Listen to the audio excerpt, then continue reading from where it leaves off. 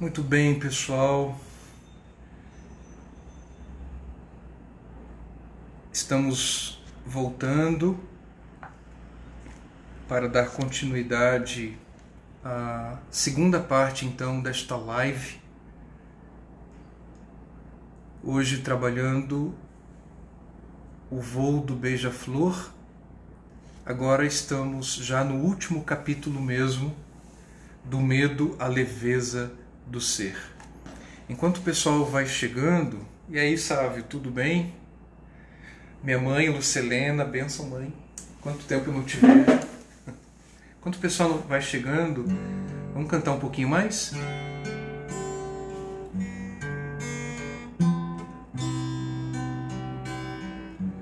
Ando devagar, porque já tive pressa. Leve esse sorriso, porque já chorei demais. Hoje me sinto mais forte, mais feliz, quem sabe. Só levo a certeza de que muito pouco eu sei. Eu nada sei. Conhecer as manhas e as manhãs, o sabor das massas e das maçãs. É preciso amor para poder pulsar, é preciso paz para poder sorrir, é preciso a chuva para florir. Penso que cumprir a vida seja simplesmente compreender a marcha e ir tocando em frente. Como um velho boiadeiro, levando a boiada eu vou, tocando os dias, pela longa estrada eu vou. Estrada eu sou. Conhecer as manhas e as manhãs, o sabor das massas e das maçãs. É preciso amor para poder pulsar, é preciso paz para poder sorrir, é preciso a chuva para florir. Todo mundo ama um dia, todo mundo chora um dia, a gente chega, no outro vai embora. Cada um de nós compõe a sua história, cada ser em si carrega o dom de ser capaz de ser feliz. Conhecer as manhas e as manhãs, o sabor das massas e das maçãs. É preciso amor para poder pulsar, é preciso paz para poder sorrir, é preciso a chuva para florir. Ando devagar, porque já tive pressa, levo esse sorriso, porque já chorei demais. Cada um de nós compõe a sua história, cada ser em si carrega o dom de ser capaz de ser feliz. Essa canção do Almir Sater e do Renato Teixeira traduzem a vida de tantos de nós, né? Esses dias eu soube que essa novela Pantanal ela vai ser reeditada e tomara que essa canção faça parte da trilha sonora, né? Então sejam acolhidos aqueles que estão chegando. Essa é a segunda parte da live O Voo do Beija-Flor. Então, dando sequência à conversa que estávamos tendo, hoje estamos finalizando esse percurso, né, esse itinerário que a pandemia proporcionou que fizéssemos. E aqui estamos nós, nessas últimas reflexões. Vocês concordam? Escrevam aí no chat. Vocês concordam com isso que os poetas escrevem nessa canção? Cada um de nós compõe a sua história. Cada ser em si carrega o dom de ser capaz de ser feliz. A sua trajetória, a sua jornada, a sua existência, a sua vida. Concorda com isso? A felicidade é um dom? É um presente? Filosoficamente, isso pode nos levar a muitas direções. O mistério da liberdade, o mistério de decidir para onde eu vou, mas temos uma crença equivocada, assim penso eu, de uma liberdade absoluta. Na verdade, temos espaços de liberdade, mas eu penso que, se entendermos que a vida real ela tem suas contingências, seus limites, sua dimensão de tragédia, de drama, e mesmo com a sua dimensão de tragédia e de drama, a gente tem lampejos de alegria, de gargalhadas, de brincadeiras, e a gente chama esse amálgama, essa massa do bolo chamado vida, de felicidade. Sim, eu concordo com os poetas. Cada um de nós possui o dom de ser capaz de ser feliz, e é isso que a gente vai conversar hoje aqui, nessa segunda parte da live. A epígrafe, nessa quarta edição, saiu errada, como se essa frase fosse de Santa Teresinha, e não é. É preciso amor para poder pulsar, é do Almir Sater, e aqui entrou como se fosse de Teresa de Lisieux. Né? Eles são até de séculos diferentes. O que você busca na sua vida? O que anima você? O que te motiva?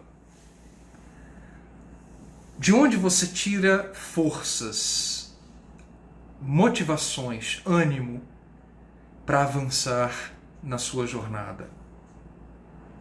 Eu creio que uma pessoa que se encontra falida em estados como o da depressão, o que ela precisa é de ânimo. E eu quero conversar um pouquinho sobre essa palavra ânimo. Animar é, na etimologia, por alma. Como a canção. É preciso amor para poder pulsar. Liga isso que a gente está conversando aqui com o que a gente conversou no início da primeira live de hoje, que foi exatamente o trecho de João. O amor lança fora o medo. Se o amor é a alma, né, do mundo, do universo, e para quem tem fé, para quem tem algum tipo de teologia e acredita que a alma do universo é Deus, que a alma do mundo, da vida é Deus, e na perspectiva cristã, Deus é amor, o amor então é a alma do mundo, a alma do universo, a alma da vida. E no livro eu coloco a alma da alma, a vida da alma. Então aqui, alma é igual a vida, vida é igual a alma. Portanto, uma pessoa animada é uma pessoa cheia de vida. Uma pessoa desanimada é o quê? Uma pessoa em depressão, ela tem a experiência do desânimo, do esgotamento, da falência. Os heróis se cansam, os santos se cansam. Martin Luther King, Gandhi, Teresa de Calcutá, o profeta Elias e Jesus de Nazaré fizeram a experiência humana do cansaço. Não tem problema nenhum você dizer que está cansado, que está com sono, que está com fome, que está com saudade, que está com medo, que está desanimado, desmotivado. De onde vêm esses registros e estas lições que a gente vai assimilando na nossa estrutura de pensamento como ruins, como más, né? E em alguns âmbitos religiosos, e eu vivi isso, aprendi isso e cheguei a ensinar esses equívocos. De que sono, medo, saudade, fraqueza, ter limites é ausência de santidade. Não tem nada a ver. Eu gosto da leitura bíblica porque ela mostra os seus próprios personagens no âmbito da realidade, do real e não do ideal. Algumas biografias que surgiram no cristianismo na Idade Média, na Idade Moderna, colocaram uma realidade supra-humana e elevada demais aos chamados santos e santas, e uma visão sobre os heróis muito desumana até. Nós desumanizamos os santos e os heróis, no meu ponto de vista. E eu aprendi essas coisas aonde? Na depressão. Por exemplo, no papel existencial de professor, como era o meu na época, de pároco, de fundador de uma comunidade missionária, dizer que eu tinha depressão, eu tive que desconstruir isso. Né? A imagem do homem forte, que eu tinha talvez socialmente construído, eu tive que desconstruir e revelar a minha fraqueza. E o meu próximo livro, pessoal, até antecipo aqui, eu quero dar esse nome: Os Bastidores da Dor, os bastidores do suicídio, os bastidores da depressão, os bastidores de um câncer, os bastidores de uma frustração, os bastidores de uma falência de empresa. Porque como nos tornamos uma sociedade, uma época do espetáculo, como diriam alguns pensadores, tudo é show, tudo tem que ser apresentado pelo show, tudo tem que ser um espetáculo, a vida no Instagram, a vida no Facebook. E olha aí o Setembro Amarelo, trazendo a temática do suicídio. De repente a menina posta lá suas maquiagens, as suas roupas, suas viagens, os seus namoros, os seus relacionamentos, os pratos de comida, idas ao shopping center. Daqui a pouco, pá, a notícia: cometeu suicídio. É porque nós temos a casca, nós temos a aparência, a imagem. E o que conta na nossa época não é o ser, é a aparência do ser. É o que você expressa do seu ser. E da minha depressão para cá, eu fui me tornando uma pessoa ainda mais transparente.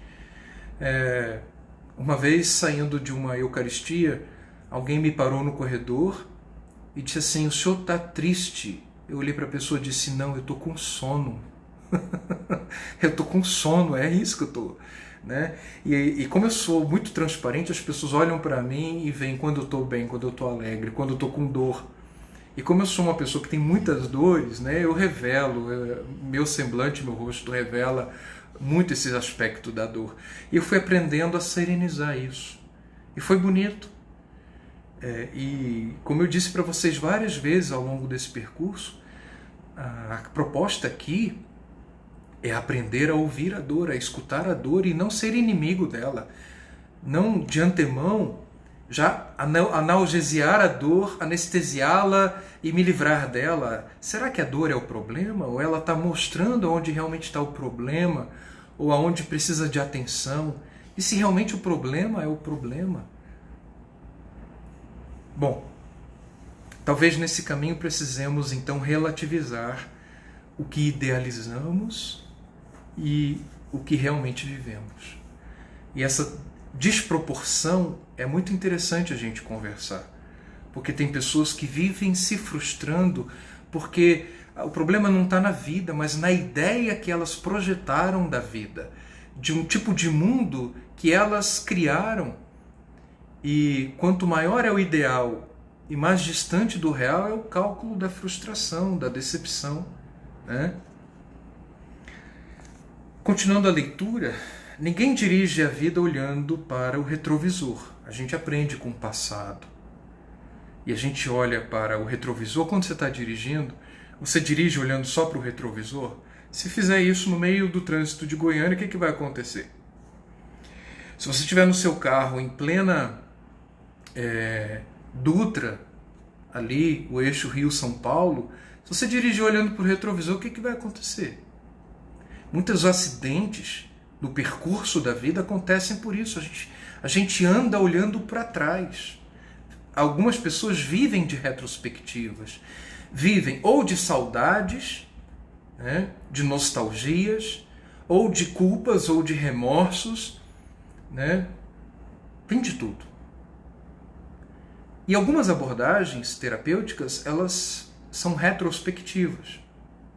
É bom olhar para o passado? Sim, é bom. Já outras pessoas vivem de pré-sentimentos, preocupações, vivem de ansiedades, e ansiedade é excesso de futuro. Algumas pessoas vivem fazendo planos, projetos, e esses tipos de idealismos podem ser bons e podem ser ruins também. Para cada pessoa, para cada singularidade é de um jeito. Então vivem de prospectivas. Aqui nessas lives, nós conversamos que tanto as retrospectivas quanto as prospectivas fazem parte do caminho, assim como estar inteiro no presente. Porém, como diz Rollo May, precisamos recordar a vida retrospectivamente, mas devemos vivê-la para frente. Eu acredito que a maior missão nossa nesse mundo seja a missão, como diz Erich Fromm, de dar a luz a nós mesmos. A missão de nos conhecer, de nos conquistar, em alguns casos de nos superar. Não há regras aqui, não há receitas.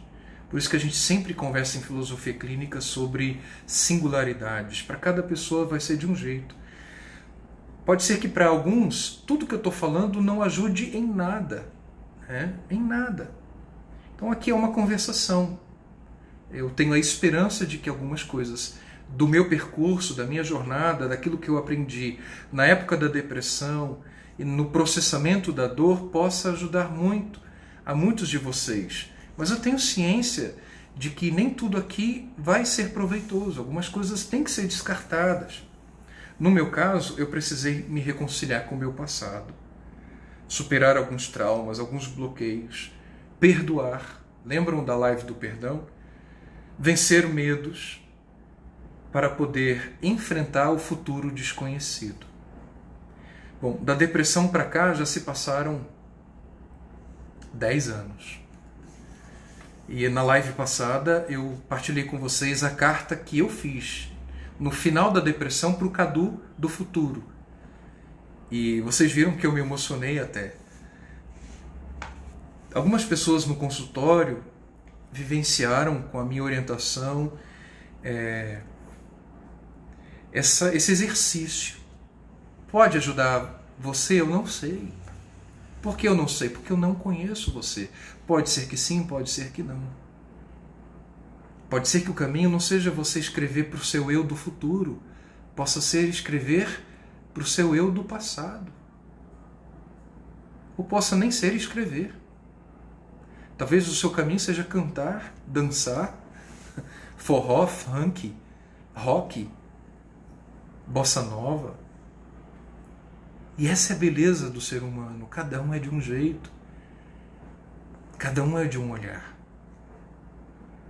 Na próxima live, já fora do percurso, eu convidei um colega de Teresópolis, no Rio de Janeiro, um colega da filosofia clínica. A gente vai falar sobre a terapia em filosofia clínica como terapia existencial e terapia artesanal. Acho que vocês vão gostar, espero que gostem. É a minha paixão, é a minha vida e se tornou o meu caminho. Né? O que eu vou dizer aqui, eu já transformei até em postagem do Instagram. Eu desejo viver a vida como as acrobacias do beija-flor. Não quero viver uma vida retilínea, programada, prevista, onde tudo segue um roteiro bem determinado. Quero viver a incerteza, a confusão, o medo, a adrenalina, o desconfortável e o imprevisto. Para mim, esse é o lado fascinante da vida e é o que me faz sentir vivo. Alguns anos atrás, numa conversa com meu amigo Marcos Paulo, já falei do Marcos Paulo várias vezes aqui, ele fez uma comparação da uva como potência máxima dela sendo vinho, se tornando vinho. O máximo da uva é chegar a ser vinho.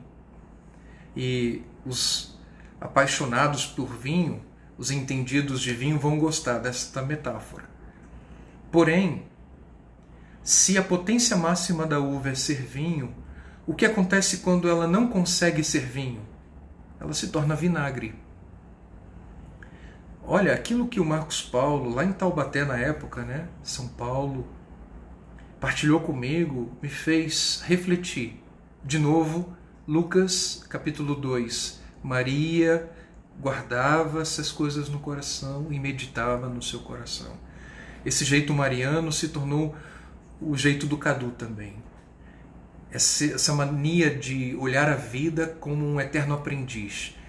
E aí, com esse coração humilde, simples, de aprendiz, de um eterno estudante, você o tempo todo está aprendendo, aprende com os erros, aprende com as histórias, aprende com as pessoas. Você pode aprender com um mendigo na rua, você pode aprender com um professor de mestrado, doutorado, com um livro, com uma poesia, com um filme. Você pode aprender com uma criança e aprender com um beija-flor, como a gente está conversando aqui. E olha que bonita essa metáfora, né? O máximo da uva é ser vinho. Mas se ela não conseguir ser vinho, ela se torna vinagre. Só que o vinagre também tem valor. Eu não queria usar a palavra utilidade, porque eu tenho um problema com as filosofias utilitaristas que são tão presentes nos comportamentos de hoje em dia, né? As pessoas são úteis. Os empregos, as funções sociais, e mesmo dentro das igrejas e dos âmbitos religiosos, as pessoas procuram as pessoas por causa das suas utilidades. Então eu queria colocar a palavra valor. O vinagre tem valor? Tem. Qual é o valor do vinagre? Tudo bem se você só consegue ser vinagre. Também tem o seu valor. Naquela conversa, eu fiquei questionando, naquele momento da minha vida, se eu estava potencializando ao máximo minhas capacidades, ou se eu estava me estabilizando na mediocridade do que eu poderia ser apenas um vinagre. E eu concluí o seguinte: quem conhece a minha história vai entender um pouco mais. Naquele momento, era o ano de 2015, eu acho, 5 anos atrás, eu entendi que nenhum bem do mundo é mais valioso do que o bem de nos tornarmos, ao máximo, a pessoa que podemos nos tornar. E às vezes, isso é muito mais valioso do que o nosso contra-cheque. Eu sou muito grato, nesse período de dar à luz a si, ao parir, né? É uma palavra socrática, maiêutica, né? A maiêutica do filósofo Sócrates, dar à luz a verdade. Nem todos os filósofos são unânimes com Sócrates, tá, gente? Mas aqui, numa perspectiva terapêutica, não é o dar à luz a verdade, mas é o dar à luz potencialmente a pessoa que nós podemos nos tornar. Eu preciso falar de um amigo querido que também fez parte dessa jornada, que é o Sófocles. Eu conheci o Sófocles quando ele ainda pensava em estudar psicologia, e anos depois, quando eu estava em depressão, ele acompanhou muito, testemunhou muito. Eu tenho profunda gratidão e admiração pela pessoa que ele se tornou, um grande psicólogo. O Sófocles se formou, se especializou em dança-terapia, nessas terapias corporais, e indico o trabalho dele demais. Quem conhece o Sófocles, ele sabe como eu que é um garoto leve, é uma pessoa integrada com a vida, que sabe viver de uma forma assim muito bonita os dilemas e as suas próprias dores. E é um menino, mas é um garoto que tem uma maturidade impressionante. E ele me ajudou com a sua amizade, emprestando seu coração, seu ouvido muitas vezes. E uma conversa que eu tive com Sófocles inspirou algumas coisas desse livro, desse capítulo. Com ele eu aprendi que a vida é uma dança e que a nós cabe apenas nos deixar conduzir pela melodia que já flui no universo. Quem tem sensibilidades espirituais pode fazer outras interpretações aqui e chamar de graça, por exemplo. E aí, enquanto ele falava da experiência dele em dança-terapia, eu fui teologizando o que ele me contava, né? Hoje eu prefiro falar em teopoesia do que em teologia. A dança da Trindade. A Trindade é um movimento pericorético de amor de três pessoas, o Pai, o Filho e o Espírito Santo. O filósofo Nietzsche dizia que só acreditaria num Deus que dançasse, pois eu acredito que a Trindade é uma ciranda eterna de três pessoas que convoca o universo a participar desta dança de amor, uma dança inclusiva. Por isso que esta metáfora da ciranda que eu aprendi com a mãe Giza, lá em Salvador, foi agendada no meu coração de uma forma muito amorosa. E eu creio que basta ser leve e às vezes sair do controle é a melhor coisa. Deixar os fluxos do universo nos conduzirem. Tudo o que precisamos é que a vida nos anime ou que nós animemos a vida, se for o caso. A palavra alma, que eu comecei esse capítulo, é uma das palavras mais bonitas na língua portuguesa e em outras línguas também. A raiz da palavra alma em hebraico é nefesh e significa vida. Há uma aproximação com o termo em árabe ruhum, que corresponde à palavra hebraica ruá, que é espírito, sopro, brisa, vento. Só que o seu equivalente em grego é pneuma. O médico pneumologista é aquele que estuda o pulmão. O carro anda por causa do pneu, e pneu é feito de ar. Então aqui tem uma correspondência de alma, de vida e de ar. E quem é da área de saúde sabe que um dos sinais vitais é a respiração. Então vejam quanta riqueza nesse vocábulo alma. Colocar alma é o sentido etimológico da palavra animar. Portanto, colocar alma, pôr alma na vida. A melhor palavra, então, para traduzir todo esse processo é entusiasmo. É preciso amor para poder pulsar. O que anima você? O que me anima? O que me anima vocês já conhecem, porque eu tornei público muitas coisas da minha privacidade. O que é capaz agora, fazendo alteridade com você e com o seu mundo, você que está acompanhando? O que é capaz de dar alma à sua alma, vida à sua alma ou alma à sua vida? Como o poeta disse, é preciso amor para poder pulsar.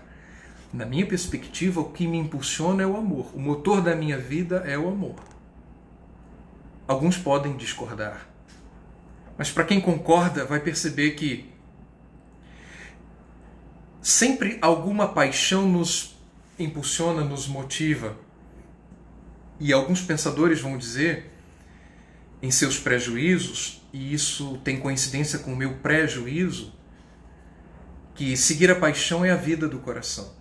A gente encontra um embasamento em Santo Agostinho. O pêndulo da vida tende para o que nós mais amamos. Seja o trabalho, um projeto científico, acadêmico, a família. Para alguns, a paixão é o seu jardim, é o seu pomar, são suas hortaliças, são suas poesias, são seus desenhos. Para outros, a alma da vida é a sua religião, é a sua mística. Para outros, a alma é o esporte, é o corpo, é a arte, é um sonho. Qual é a sua paixão? Todo ser pesa na direção dessa força gravitacional. Qual é o seu peso gravitacional? O que eu coloco aqui é uma dica. Seja qual for a sua paixão, seu sonho, a sua alma, a sua motivação, escolha se isso for aquilo que você ama.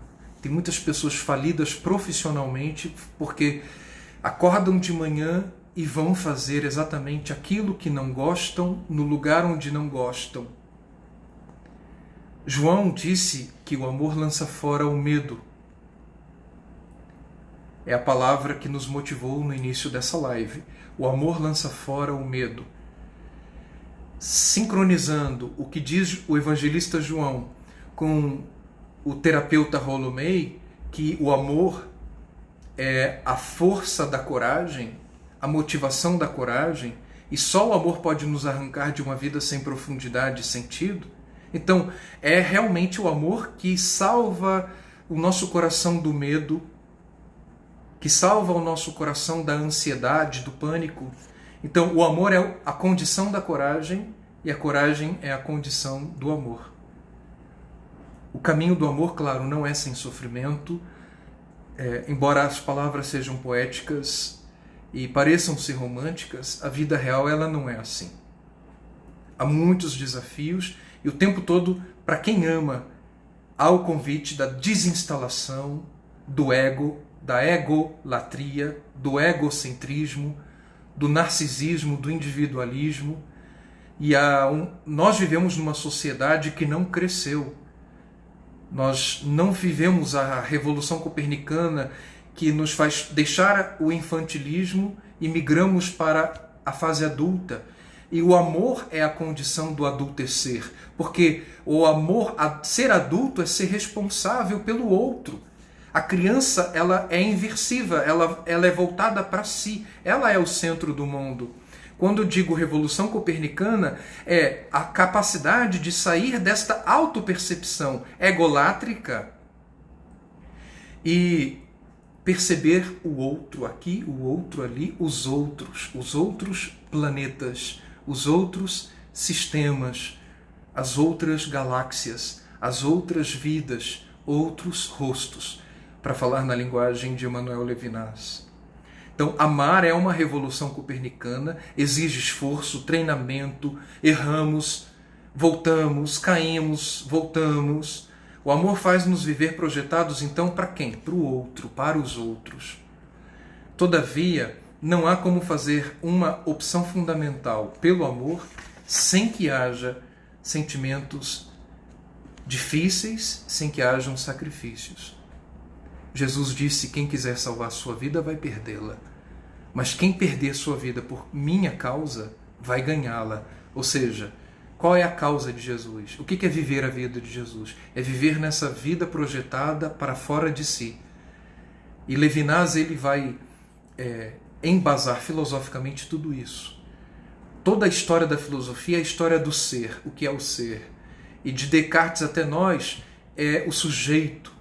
Este eu ficou centralizado demais. E para Levinas, a evasão do ser, a saída do ser é o outro, é a alteridade. E eu concordo com ele.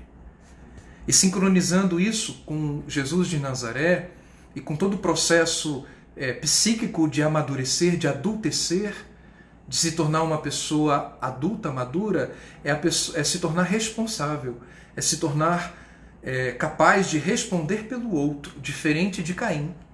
Eu, por acaso, sou guarda do meu irmão? Sim. Você é guarda do seu irmão? Somos responsáveis porque não apenas existimos. Ser adulto é aprender que nós coexistimos e que mais importante que viver é conviver. E aí nasce a ética, nasce a justiça, nasce o mundo adulto.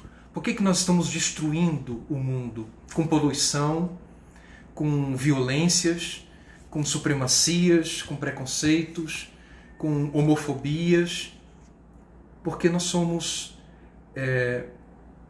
cristalizados nesta cultura egolátrica que precisa desinflamar esse eu muito supervalorizado. Dói sofrer por fazer o mal, por fazer a coisa errada, sim. Mas quando a gente vai entrando nessa dinâmica de viver para o outro, a gente aprende uma outra dinâmica do sofrimento. Sofrer pelos outros, sofrer por fazer o bem. Talvez, pelo menos assim, eu falo pela minha experiência, é muito mais sofrido sofrer por fazer o bem do que sofrer por fazer o mal. E eu entendo que isso é carregar a cruz. Não é qualquer sofrimento que é carregar a cruz. Mas quando eu faço a experiência de sofrer pelo outro que é excluído, pelo outro que é menosprezado, pelo outro que passa fome, pelo outro que sofre bullying, pelo outro que pensa em suicídio, pelo outro que sofre por ser excluído. Nessa jornada de buscas e de entendimentos, eu fui muito feliz em encontrar a filosofia clínica, porque eu já tinha essas compreensões a partir do cristianismo. E esta ética de alteridade que encontrei na filosofia clínica me ofertou um método muito rico de ajudar as pessoas. E no meu jeito, Cadu, de ajudar os outros é pela escuta. Minha forma de cuidar dos outros, a minha missão é pela via do escutar. E a filosofia clínica me deu método, conteúdo e fundamentação para essa escuta, para esta suspensão até do que eu sei, do esvaziamento dos meus valores para acolher o fenômeno do outro que é infinito. Um dia, então, eu precisei ser ouvido, ajudado, escutado. Anos depois, um dia, eu coloco esse serviço da escuta e do cuidado para os outros. E como diz Lúcio Pachter, o filósofo clínico é amigo das verdades subjetivas de cada um. Eu poderia permanecer vítima da minha timidez crônica da infância? Poderia. Poderia continuar sofrendo os condicionamentos que me limitavam minha capacidade de interagir, de me comunicar com as pessoas? Poderia. Poderia continuar acrisolado com os medos, com os traumas da infância e da adolescência? Poderia. Poderia continuar preso no quarto escuro da depressão, sem sair da cama, obeso, com cabelo comprido, sem cuidar da higiene? Poderia. Poderia continuar vivendo de cabeça baixa e com baixa estima? Poderia. Então por que eu decidi levantar a cabeça? Por que eu decidi interagir com as pessoas? Por que eu decidi fazer da minha vida um projeto de ajuda aos outros? Por que eu decidi sorrir ao invés de chorar? Por que eu decidi cantar ao invés de silenciar? Por que eu decidi ensinar ao invés de ficar no isolamento? Por que eu decidi viver ao invés de morrer? A minha resposta é a mais honesta e humilde possível. Porque essa foi a minha escolha. E eu escolhi honesta e livremente a vida. Escolhi vencer todos os movimentos que me empurravam para baixo, para a morte. Escolhi vencer minha própria covardia e viver essa travessia exigente do meu processo. Então eu escolhi o quê? Pôr alma, colocar alma na minha existência. Entendi que viver não significa apenas existir. É mais uma escolha que uma casualidade. Os símbolos, então, do beija-flor, do cavalo marinho, chegaram para mim como presentes do universo, porque o universo, a vida dialogam conosco, e não é que a vida, o universo, Deus, não conversam conosco. Às vezes nós é que não escutamos, não prestamos atenção nos detalhes. E quando estava já finalizando esses escritos do livro, pessoal, eu descobri uma novidade no cavalo marinho. Na espécie é o macho que reproduz. Sabiam disso? O filhote cresce em uma cavidade no interior do corpo do cavalo marinho. E essa curiosidade, esse aprendizado me fez refletir muito sobre a questão da fecundidade espiritual, a qual eu sou chamado a viver, né? Eu não me vejo pai das pessoas, eu me vejo irmão. Essa dimensão da fraternidade, ela conversa mais com a minha autenticidade. E às vezes até eu me eximo de usar o título padre porque algumas pessoas veem o padre como um ser superior, um deus, um semideus, algo assim. Eu gosto de me ver irmão.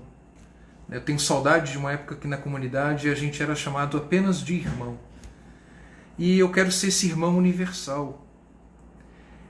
E o cavalo marinho, ele tem essa fecundidade. É o macho, então, que põe para fora. Outro dia minha mãe me mostrou um videozinho lindo dos filhotinhos, né? Milhares e milhares de filhotinhos, cavalos marinhos, filhotes, mergulhados na água.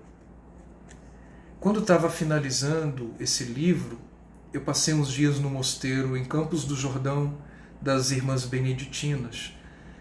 Olha, foi interessante. Choveu todos os dias, e choveu muito, mas exatamente no último dia que eu estava ali, num quarto que as irmãs amorosamente me emprestaram, e eu estava com o computador digitando, eu resolvi abrir a janela para ver a torre da igreja dentro do mosteiro. É um lugar muito bonito, acho que alguns já conheceram porque ele é aberto à visitação. E aí, como fez sol, eu abri a janela, deixei a cortina aberta, mas estava ali concentrado no trabalho, digitando. Tudo isso que eu estou conversando com vocês foi naquele momento ali de 2016. Num determinado momento de distração, olhando para o jardim das irmãs, que é muito bonito, para a torre da igreja, naquele segundo de distração, quem que passa pela minha janela? Um beija-flor. Um gesto simples e delicado do universo, que para mim foi uma confirmação de que eu estava no caminho certo. Tanto o cavalo marinho quanto o beija-flor se tornaram símbolos da minha vida, símbolos desse livro, símbolos desse percurso, das lives, símbolos de quem quer vencer em sua travessia. Cada um de nós compõe a sua história, cada ser em si carrega o dom de ser capaz de ser feliz. Com coragem, com esperança, com dores, com sofrimentos, com sustos. Foi muito mais, escrever esse livro foi muito mais do que digitar teclas do computador, foi visitar memórias, reviver processos. Depois de anos de transtornos fechado para a reforma, meu mundo voltou a estar aberto. Hoje está escancarado, né? Novamente aberto à visitação.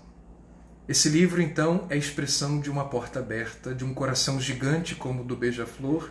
Claro, não me vejo pronto, mas em processo, e dentro desse processo eu continuo o meu movimento de aprender, de errar, de aprender mais, e eu tenho a impressão de que quanto mais eu aprendo, menos sei. E mais tenho vontade de saber para poder ajudar. A minha epistemologia, o meu desejo de aprender tem uma motivação de alteridade. Eu sempre busco saber para ajudar ainda mais as pessoas.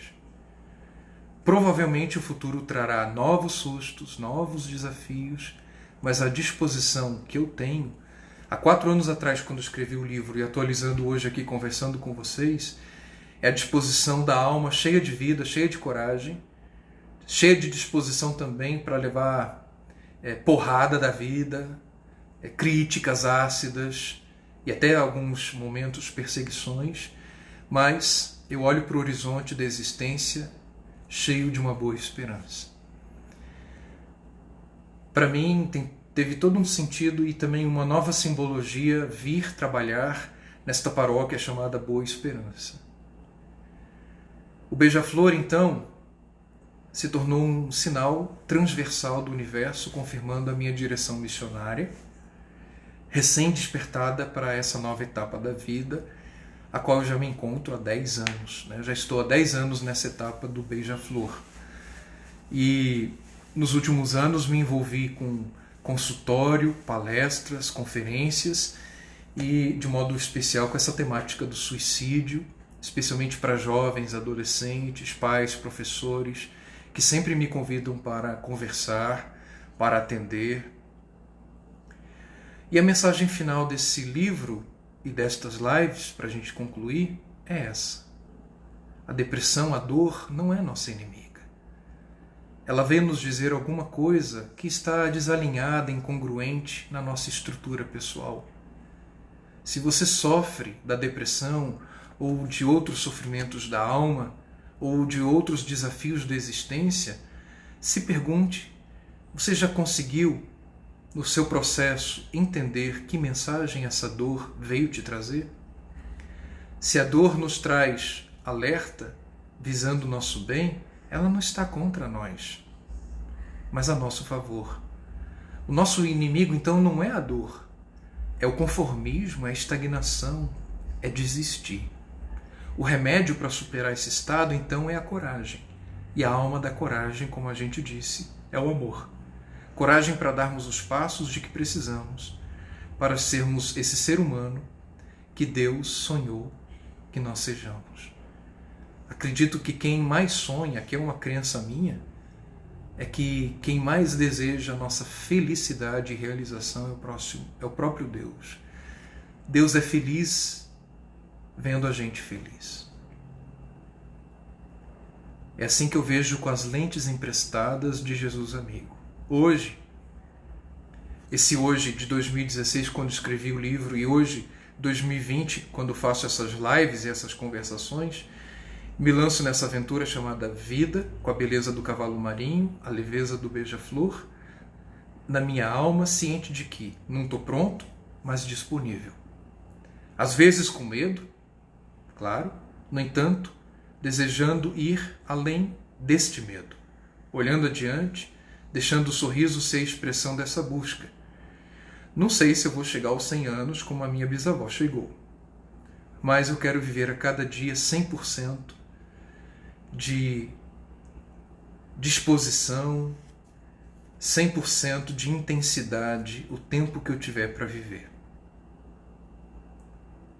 Então, pessoal, é isso. Que o amor e a esperança alimentem a nossa coragem e o choro de hoje prepare o sorriso que certamente virá amanhã, como diz o Salmo. Do medo à coragem, da tristeza ao sorriso, da escuridão ao raio de sol, da morte à vida, dos labirintos à leveza do ser.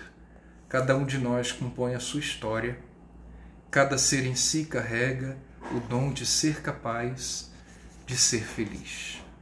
Com isso eu termino a leitura e os comentários do livro e estou emocionado, mas é uma emoção boa, tá, gente? É emoção de saudade, é emoção de gratidão, é emoção de ler essas mensagens, quando eu consigo ler, né, essas mensagens aqui.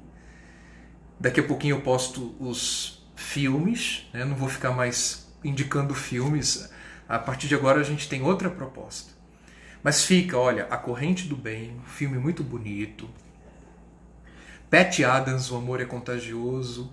O Rei do Show, um filme muito bonito. A música This Is Me é muito bonita. Hoje eu pensei em acrescentar o filme, que é uma animação, e foi ano passado, eu vi em Florianópolis, quando estive lá no encontro de filósofos clínicos, O Rei Leão, né? E aqui durante a live lembrei do Divergente e o Fernão Capelo Gaivota. Então, muito obrigado.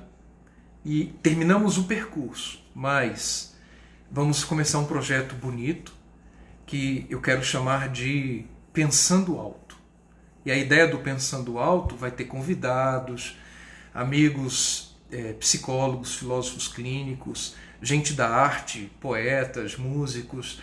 Já tenho conversado, já tenho convidado e algumas pessoas já disseram sim, pode contar comigo. E eu espero que vocês gostem desse projeto que a gente vai começar, que se chama Pensando Alto. Contem com a minha amizade, você não está sozinho nessa jornada. Que mantenhamos a esperança de dias melhores. Tchau, pessoal. Um grande abraço.